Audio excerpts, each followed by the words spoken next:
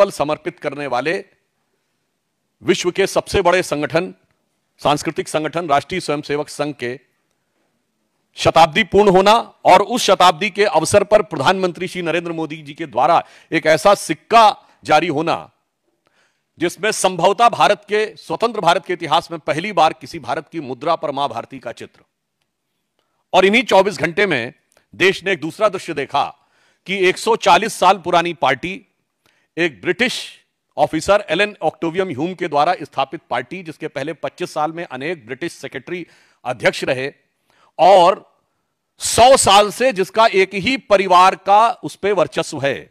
आप सब लोगों को यदि ना ध्यान हो तो मोतीलाल नेहरू 1919 में कांग्रेस के अध्यक्ष बने थे और 1928 के बाद 29 में उन्होंने अध्यक्षी सीधे मोतीलाल नेहरू ने जवाहरलाल नेहरू को ट्रांसफर की थी। यानी 100 साल से एक ही परिवार के आधिपत्य के बाद भी उस संगठन के पतन और सत्ता छूटने की बदहवासी में उनके खानदान के बरखुरदार के द्वारा, जो कि आज भारत विरोधी शक्तियों के फरमाबरदार बनते हुए प्रतीत हो रहे हैं, अपनी उसी आदत के अनुरूप विदेश की धरती से एक और ऐसा बयान दिया है जिसमें कुछ भी आश्चर्यजनक नहीं है। अगर आपको ध्यान हो तो मात्र कुछ दिन पहले मैंने ही आपको एक बाइट देते समय एक आवश्यक सूचना दी थी कि राहुल गांधी जी पुनः विदेश जा चुके हैं और फिर आप तैयार रहिएगा, कोई ना कोई भारत विरोधी बयान अवश्य आपको सुनने को मिलेगा। अगर सीधे दरवाजे से नहीं तो पिछले दरवाजे से और खिड़की से नहीं तो रोशनदान से मिलेगा। इसलिए आप लोग चारों तरफ से सतर्क रहिएगा। और आज उसी की एक वानगी दिखाई पड़ी है। ये दो अंतर देश की जनता के सामने स्पष्ट हैं कि कौन भारत के हित में और कौन भारत विरोधी शक्तियों का जाने में चाहे अनजाने में एक टूल बनता चला जा रहा है। और यह कोई अपने आप में अलग सामान्य घटना नहीं है। इससे पूर्व राहुल गांधी जी इतनी बार विदेश में जाकर भारत विरोधी बयान दे चुके हैं कि मैं उन सबको गिनाऊंगा तो आप सबका समय बिना वजह व्यर्थ होगा।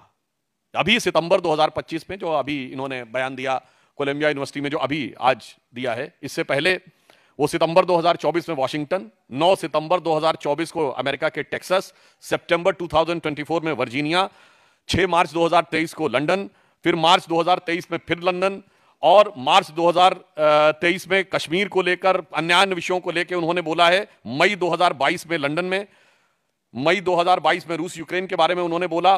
फिर ब्राउन यूनिवर्सिटी में मार्च 2021, दुबई में जनवरी 2019, लंदन में अगस्त 2018, मलेशिया में मार्च 2018, सिंगापुर में मार्च 2018, बहरीन में जनवरी 2018 और अमेरिका में सितंबर 2017। ये एक लंबी कहानी है जो उनके दिल के अंदर की नफरत की जुबानी आपको बहुत साफ दिखाई पड़ती है। और मैं याद दिलाना चाहता हूं कि 6 मार्च 2023 को राहुल गांधी ने लंदन के चैटम हाउस में यह कहा था, why the defenders of democracy Europe and America are silent. इससे ज्यादा बड़ा अपमान हो सकता है। और मैं कांग्रेस को याद दिलाना चाहता हूं कि अगर उन्हें न याद हो तो यह वही चैटम हाउस है जहां पर 20 अक्टूबर 1931 को महात्मा गांधी ने प्राचीन भारतीय संस्कृति की महानता बताते हुए ब्रिटिश सरकार को भारत की समस्त समस्याओं के लिए जिम्मेदार ठहराया था। और उन्होंने कहा था, India's educational system, again I am saying, 20 October 1931, Chatham house London, उन्होंने कहा था, British have destroyed the educational system of India which was a beautiful tree, और जो बिल्कुल समानता का था, और उसे नष्ट कर दिया 100 साल पहले, यानी 1931 से 100 साल पहले, यानी गांधी जी का कहना था 1820-25 के आसपास। अब भैया गांधी जी सही थे कि राहुल गांधी सही है, यह मैं उनसे पूछना चाहता हूं। चैटम हाउस में दिया गया महात्मा गांधी का बयान सही था या आज की डेट में वहां से लेकर कोलंबिया और स्टैनफोर्ड में दिया जा रहा राहुल गांधी का बयान सही है? यह बात मैं सीधे सीधे कांग्रेस पार्टी से पूछना चाहता हूं। और जिसने 100 साल से लोकतंत्र के लबादा ओढ़कर राजतंत्र को जीवित रखा है, वो लोकतंत्र पे भाषण दे, मुझे लगता है इससे ज्यादा हास्यास्पद और विडंबनापूर्ण उदाहरण नहीं हो सकता। और वो भी इस देश में लोकतंत्र के सबसे बड़े प्रतीक प्रधानमंत्री श्री नरेंद्र मोदी जी, जो भारत के लोकतांत्रिक परिपक्वता और जो विस्तार के सबसे बड़े प्रतीक हैं कि रेलवे प्लेटफॉर्म पे चाय बेचने वाला व्यक्ति लगातार तीसरी बार भारत का प्रधानमंत्री जनता के द्वारा चुनकर बना, उसको वो सरमन दे जो कि अंग्रेजों से दोस्ती करके अंग्रेजों के द्वारा स्थापित होकर और किसी की कृपा से प्रधानमंत्री का पद पाकर पिछले 100 सालों से अपना राजतंत्र येन केन प्रकारेण संरक्षित किए हैं। मैं पुनः स्पष्ट कर दूं, कांग्रेस अध्यक्ष कोई भी रहा हो, सत्ता गांधी परिवार के हाथ में रही है। इसलिए कांग्रेस के लोग ये कह के बचाव नहीं कर सकते अमुक अध्यक्ष था। अभी आपको ध्यान हो खड़गे जी क्या बोले थे, अपने ही बोले। जब आप विपक्ष में है तो राष्ट्रीय अध्यक्ष नेता प्रतिपक्ष से बड़ा हाईकमान कौन होता है, यह दर्शाता है। मगर इससे भी ज्यादा महत्वपूर्ण बात, अगला सवाल यह उठता है कि राहुल गांधी जी विदेश जाते हैं तो उन्हें यह क्यों नहीं दिखाई पड़ता है कि कैम्ब्रिज यूनिवर्सिटी ने दिसंबर 2024 में बाकायदा रिसर्च की है कि भारत का मोदी जी के अंडर में डिजिटल ट्रांसफॉर्मेशन कैसा हुआ, इस पर केस स्टडी की है। ये राहुल गांधी को क्यों नहीं दिखाई पड़ता है। स्टैनफोर्ड ने अपनी एक एआई इंडेक्स रिपोर्ट तैयार की है जिसमें उसने कहा है कि India has ranked first in the global AI skill penetration and is in the top 4 countries of AI vibrancy. ये किसने कहा, स्टैनफोर्ड। जिस स्टैनफोर्ड में जाकर राहुल गांधी भारत के बारे में अपशब्द, अपमानजनक और निरर्थक व्यर्थ की बातें करते हैं। स्टैनफोर्ड यूनिवर्सिटी ने एक एल्वेजियर टॉप 2% साइंटिस्ट की लिस्ट 2025 में जारी की है जिसमें उन्होंने कहा है कि the list feature 6,239 Indian researchers in the top 2% of the global scientist, highlighting India's rapid growth in the growing footprints and significant contribution in the international scientific research. अब आइए साहब, 27 मार्च 2025 को चैटम हाउस ने अपनी रिपोर्ट में कहा है कि India seeks greater recognition on the world stage and changes the international order. World bank report जुलाई 2025 ने एक गिनी इंडेक्स की है जो इनइक्वालिटी को तय करती है कि किस देश में कितनी इनइक्वालिटी है, यानी अमीर गरीब के बीच की खाई कितनी ज्यादा है। उसमें वर्ल्ड की मेजर इकोनॉमीज में उन्होंने कहा India's Gini index stand for 25.5, so India stand much lower than China, America में। उन सबके डिटेल्स में नहीं जाना चाहता। बड़ी इकोनॉमीज में सबसे कम इनइक्वालिटी अगर है तो भारत में है। और ये किसने अपनी रिपोर्ट जारी की है, ये वर्ल्ड बैंक ने जुलाई 2025 में रिपोर्ट जारी की है और ये कहा है कि एक्सट्रीम पॉवर्टी अब भारत में केवल 2.3% रह गई है। राहुल गांधी को यह नहीं दिखाई पड़ता। ऑक्सफोर्ड जाते हैं तो उन्हें दिखाई नहीं पड़ता कि ऑक्सफोर्ड बिजनेस स्कूल ने दिसंबर 2024 में यह कहा था कि proactive governance and timely implementation is a game changer India's digital governance landscape. Global times ने जनवरी 2024 में यह कहा कि भारत ने कुछ सालों में अपनी इकोनॉमी को जिस तेजी से स्ट्रक्चर रिफॉर्म करके किया है उससे भारत बहुत शक्तिशाली बना है। अब मैं पूछना चाहता हूं कि यह फॉरेन में जाकर बोलने वाले राहुल गांधी जी को फॉरेन की ये चीजें नजर क्यों नहीं आती। अब उससे बड़ा सवाल कि राहुल गांधी जी में ऐसी कौन सी प्रतिभा है जिसकी वजह से वहां पे उनको विदेश की यूनिवर्सिटीज बुलाती हैं, जबकि कांग्रेस में एक से एक बुद्धिमान लोग हैं। चिदम्बरम साहब, अभिषेक मनु सिंघवी, शशि थरूर, मनीष तिवारी और बहुत सारे लोग हैं जो अपने अपने विषयों के विशेषज्ञ हैं।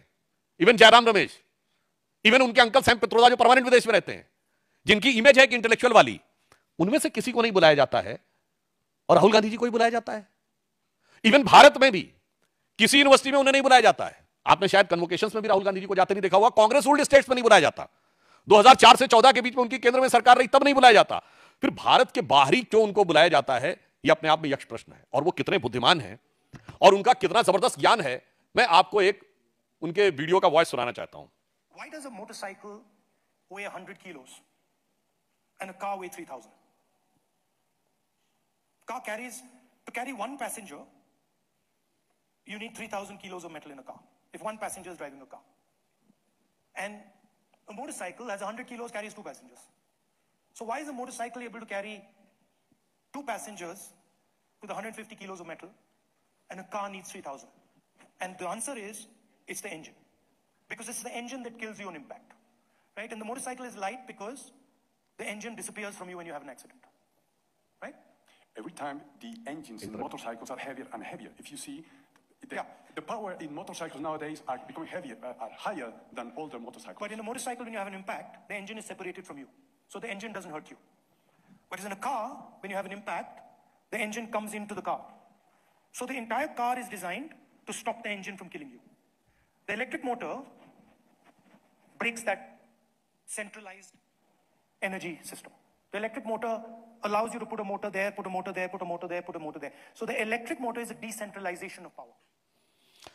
मुझे लगता है कि इसको सुनने के बाद अगर किसी के भी ज्ञान चक्षु उन्मीलन समझते हैं ना, उठने में कोई शंका रह गई हो तो समाप्त हो जानी चाहिए। ऐसा अद्भुत मैकेनिकल इंजीनियरिंग का ज्ञान दिया है कि हार्ले डेविडसन से लेकर टोयोटा तक और वॉक्सवैगन से लेकर फोर्ड तक बैठे हुए इंजीनियरों ने मेरे ख्याल से छाती पीटना शुरू कर दिया होगा कि इतना जबरदस्त ज्ञान कहां से आ गया है। बताइए साहब, वो ये बता रहे हैं कि वो डिसेंट्रलाइजेशन है। अरे मेरे भाई, कार 4 व्हीलर है, वो 2 व्हीलर है, टू व्हीलर में जायरोस्कोप लगा हुआ होता। मुझे लगता है हमारे जैसे अन्य भी जितने लोगों ने मैकेनिकल इंजीनियरिंग में पीएचडी की होगी वो भी अपने को बहुत बौना समझ रहे होंगे राहुल गांधी जी के इस ज्ञान के आगे। और उसमें डिसेंट्रलाइजेशन वो बता रहे हैं, बिल्कुल साफ डिसेंट्रलाइजेशन होता है, मगर वो 4 व्हीलर है, वो 4 व्हील ड्राइव में डिसेंट्रलाइजेशन होता है, और वो 2 व्हील है। और वो कितना मजेदार बात बता रहे हैं कि साहब वो मोटर बाइक में जैसे ही एक्सीडेंट होता है इंजन अलग हो जाता है, मतलब लगता है जैसे कोई नट बोल्ट से जुड़ा हुआ हो। ये वैसे ही भाव है जैसे वो सोच रहे हैं भारत में ये अलग हो जाएगा, वो अलग हो जाएगा, फला अलग हो जाएगा, ढिमा अलग हो जाएगा। आप सोचिए ऐसे अद्भुत ज्ञान संपन्न व्यक्ति को कांग्रेस पार्टी की तरफ से बुलाया जाता है। ये कांग्रेस पार्टी से सवाल नहीं है मेरा, उन लोगों से सवाल है कि आपको उनमें ऐसा क्या नजर आता है। और दूसरे शब्दों में बात कहूं, इसका मतलब आप जब बाहर जाते हैं तो सिर्फ बोल के नहीं आते हैं, कुछ सीख के भी आते हैं। अभी देखिएगा लौट के आने के बाद, जैसे उन्होंने प्रेस कॉन्फ्रेंस की थी ना और कहा था वो हाइड्रोजन बम नहीं अभी तो एक हिस्सा है, तब लंका भी मलेशिया गए थे, जितना हिस्सा बताया गया होगा उतना लेके आए। अब जितना कुछ और बताया जाएगा संभावना है उसको लेके आएंगे, क्योंकि इस ढंग की चीजें मैं नहीं कह रहा हूं, मैं सोशल मीडिया में और पब्लिक मीडिया में अवेलेबल है। राहुल गांधी से पूछना चाहता हूं कि जो कुछ बोला गया है ये सच है क्या? अगर सच है तो आपने दुनिया में कौन सी इंजीनियरिंग की यूनिवर्सिटी से आपने पढ़ा है? वैसे शायद हो सकता है कि वो इसीलिए पढ़े हों, जैसे आपको याद हो ना वो आप लोगों को भड़काने के लिए भी बोल रहे थे कि आईआईटी के पेपर्स जो हैं वो एक पर्टिकुलर कम्युनिटी के लोग सेट करते हैं, इसलिए पर्टिकुलर जो गरीब लोग हैं उनको वो उसमें से नहीं आ सकते हैं, सेलेक्ट नहीं हो पाते। यानी moving charge in magnetic field, electromagnetic induction और फोर्स वेलोसिटी और एक्सेलरेशन में भी उनको कास्ट नजर आती है। मुझे लगता है कि इस प्रकार की बातें करने का उद्देश्य, मैं यहां राहुल जी का मजाक नहीं उड़ा रहा हूं, मैं देश से कहना चाहता हूं 100 साल से सत्ता को कब्जा रखने के वाले इस खानदान के बरखुरदार जो भारत विरोधी शक्तियों के झंडा बरदार बन चुके हैं, उनसे बहुत खबरदार रहने की जरूरत है। और आपने देखा इस बार उन्होंने एक और बात बोली है। उन्होंने क्या बोला? उन्होंने कहा कि इंडिया में 16-17 प्रकार की लैंग्वेजेस हैं। अभी आप देखिएगा लैंग्वेजेस पर लड़ाई कराने का प्रयास करेंगे। उत्तर दक्षिण में लड़ाई कराने का प्रयास कर चुके हैं। कर्नाटक के फाइनेंस मिनिस्टर बोल चुके हैं कि दक्षिण भारत वाले टैक्स ज्यादा देते हैं, तो पत्रकार ने उनसे पूछा तो क्या अलग होना चाहिए? उत्तर हां जी अलग हो जाना चाहिए। बिहार को लेकर तेलंगाना और डीएमके तमिलनाडु के मंत्री जो बोल चुके हैं वो है प्रांतों में वैमनस्य फैलाओ। भाषा को लेकर तमिल हिंदी, कन्नड़ हिंदी, मराठी हिंदी और अब देखिएगा आने वाले टाइम में बंगला हिंदी।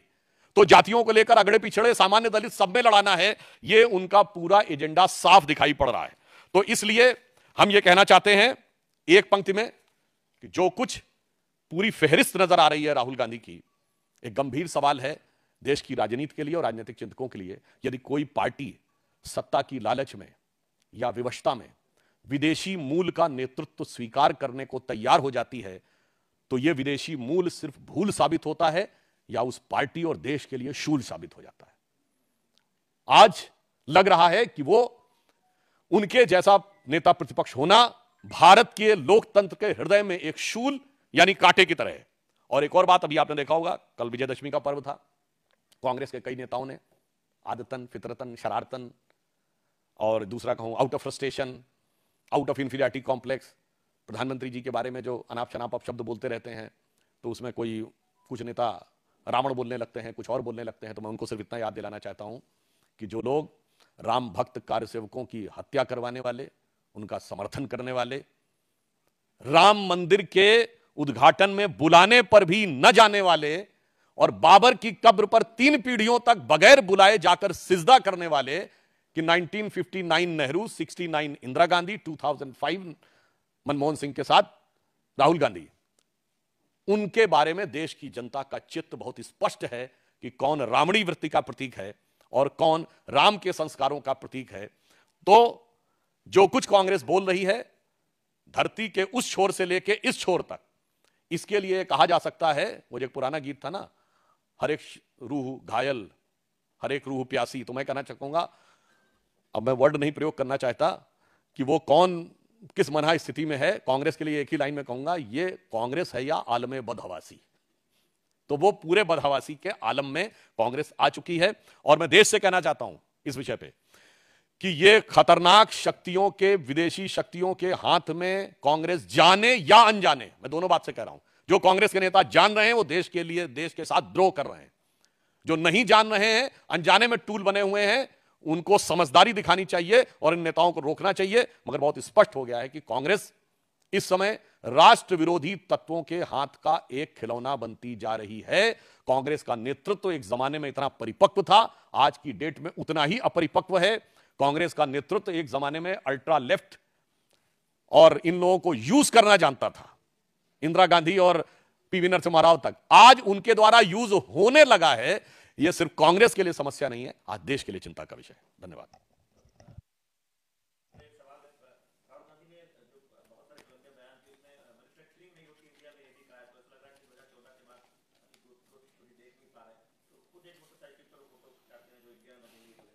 देखिए, कोलंबिया में ही जहां वो गए हैं, भारत की कई मोटरसाइकिल, जिसमें बजाज है, टीवीएस है, अन्य मोटरसाइकिल्स वहां पर मैन्युफैक्चरिंग हो रही हैं। और मुझे समझ में नहीं आता है, उनके आने से पहले एक सिंपल सा उदाहरण देता हूं जो हम आप सबके हाथ में है, मोबाइल हैंडसेट। 2014 से पहले भारत दुनिया का second biggest mobile handset consumer था, क्योंकि आबादी में हम नंबर 2 थे और चाइना नंबर 1 था। आज हम सेकंड बिगेस्ट प्रोड्यूसर हो गए हैं। उस समय केवल 2 फैक्ट्री थी, आज 240 फैक्ट्री हैं मोबाइल हैंडसेट बनाने वाली। दुनिया की सबसे बड़ी मोबाइल हैंडसेट बनाने वाली कंपनी सैमसंग की दुनिया की सबसे बड़ी फैक्ट्री भारत में नोएडा में है। और सबसे हाईटेक मोबाइल बनाने वाली कंपनी एप्पल के आईफोन की चाइना के बाहर सबसे बड़ी फैक्ट्री भारत में है। तो मैं पूछना चाहता हूं राहुल गांधी से, ये बना कौन रहा है? अगर मैन्युफैक्चरिंग नहीं हो रही, आसमान से कोई जिन्न आकर बना रहे हैं क्या? भारत ने विमान वाहक युद्धपोत बना लिया है, हम अपना मिसाइल बना रहे हैं, एयरक्राफ्ट बना लिया, फाइटर एयरप्लेन बना लिया है। ये बना कौन रहा है? 8 करोड़ हमारे परिवार ऐसे हो गए हैं जिनके पास कोई ना कोई ऑटोमोबाइल है, यानी 2 व्हीलर या 4 व्हीलर। ये बना कौन रहा है?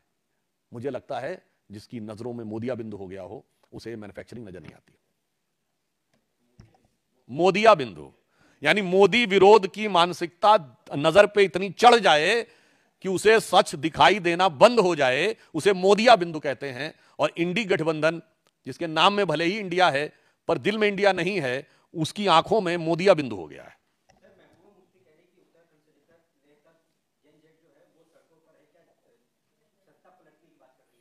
अच्छा, उनके दौरे हुकूमत में जो सड़कों पे आते थे वो कौन थे? अब वो नज़ारे नजर नहीं आते, इसलिए कोई ऐसी बात नहीं है। ये तो वही है, उनका असेसमेंट हमेशा गलत रहता है। महबूबा जी का असेसमेंट था ना कि जिस दिन धारा 370 हट जाएगी उस दिन तिरंगे को कंधा देने वाला कोई नहीं मिलेगा। और आपने देखा कि डल लेक पे 2 तिरंगे की कतार थी। टीवी चैनल से जाके इंटरव्यू भी लिए। तो मुझे लगता है कि उनके असेसमेंट को फ्रस्ट्रेशन अधिक और एक्चुअल रियलाइजेशन कम मानना चाहिए।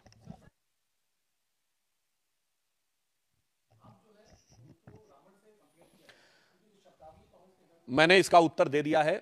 और वो जितने भी प्रकार के अपशब्दों का प्रयोग करें, प्रधानमंत्री जी को कितना भी छोटा साबित करने का प्रयास करें, उससे प्रधानमंत्री जी के व्यक्तित्व की गरिमा पर असर नहीं पड़ता। और अपने को कितना भी महान दिखाने का प्रयास करें, उनकी लघुता में गुरुता नहीं दिखेगी।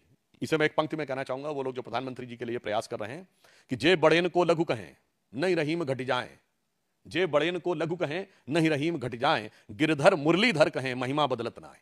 यानी भगवान कृष्ण को इतना बड़ा पर्वत उठाने वाला गिरधर कहिए या छोटी सी मुरली उठाने वाला मुरलीधर, आप बड़े से छोटा भी करने का प्रयास करिए तो महिमा नहीं बदलती। और जो राहुल गांधी और कांग्रेस पार्टी अपने को कहती है कि साहब ये विदेश में जाकर ये हम बोल रहे हैं, वो बोल रहे हैं राहुल गांधी, तो उनके लिए कहता हूं बड़े बड़ाई ना करें और बड़े ना बोलें बोल। और रहीमन हीरा कब कहे लाख टका मेरा मोल। मगर ये खानदान का हीरा है या कुछ और है, ये मैं आप लोगों के विवेक पे छोड़ता हूं।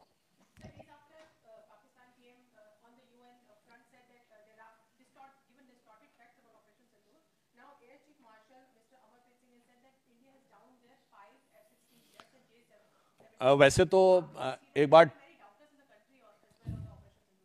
देखिए, समस्या क्या है कि भारत के कैटेगोरिकल स्टेटमेंट के बाद भी जिन लोगों के दिमाग एक गिरी हुई मानसिकता से ग्रस्त हैं, उन्हें गिरे हुए भारतीय जहाज नजर आ रहे हैं। और ये आज नहीं है, बालाकोट में भी ये पूछते थे कि बिल्डिंग गिरी थी कि पेड़ गिरे थे, आदमी मरे थे कि कौवे मरे थे, और 30 मरे थे कि 300 मरे थे। और ये सर्जिकल स्ट्राइक में भी सबूत पूछ रहे थे। मुझे लगता है जो कुछ पाकिस्तान के साथ हुआ है, उसके लिए जो आपने कहा, शहबाज शरीफ साहब का वो बयान जो वीडियो अवेलेबल है, जिसमें उन्होंने कहा था 9 और 10 की दरमियानी रात मेरे सिपा सलार जनरल आसिम मुनीर ने हमें जगा कर रात को 2:30 बजे कहा कि हिंदुस्तान ने हमारे कई एयर बेसेस पे मिसाइल गिरा दी है और नूर खान एयरबेस पर भी मिसाइल गिराई है। अब उससे आप समझ सकते हैं कि स्थिति क्या रही होगी। और अजरबैजान में जाकर शहबाज शरीफ ने बोला था कि हमने तो सोचा था कि हम फज्र की नमाज के बाद 4:30 बजे अटैक करेंगे, मगर हिंदुस्तान ने उससे पहले 2:30 बजे अटैक करके हमारे कई जो थे वो एयरपोर्ट्स को डैमेज कर दिया था। मुझे लगता है जो सीधा साक्षात सत्य दिखाई पड़ रहा है, उसको कोई न देखना चाहे तो फिर मैं कहूंगा ये दूसरी आंख में भी मोदिया बिंदु होने का प्रमाण है।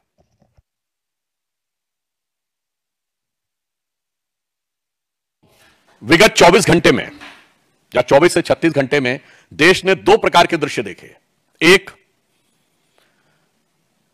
विगत 100 वर्षों से देश के लिए निरंतर समर्पित, राष्ट्रीय एकता, सांस्कृतिक उत्थान के लिए अपना प्रतिपल समर्पित करने वाले विश्व के सबसे बड़े संगठन, सांस्कृतिक संगठन राष्ट्रीय स्वयंसेवक संघ के शताब्दी पूर्ण होना और उस शताब्दी के अवसर पर प्रधानमंत्री श्री नरेंद्र मोदी जी के द्वारा एक ऐसा सिक्का जारी होना जिसमें संभवतः भारत के, स्वतंत्र भारत के इतिहास में पहली बार किसी भारत की मुद्रा पर मां भारती का चित्र।